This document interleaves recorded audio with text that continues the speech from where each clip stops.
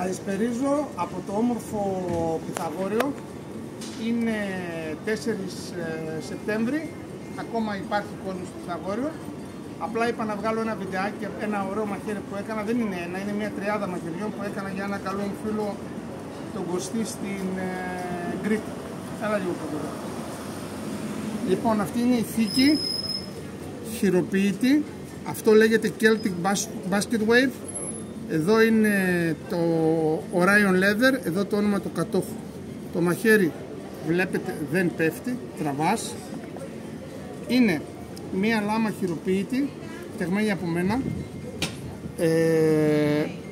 Είναι γραμμένη Ορίωνας, έχει σπασμένη τη μύτη.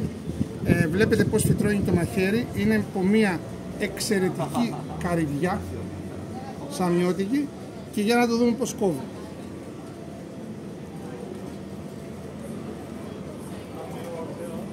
Μπορούμε να πούμε ότι ξυρίζει κιόλας. Ευχαριστώ πολύ από τον Ορίωνα. Να είστε καλά και καλό χειμώνα να έχουμε.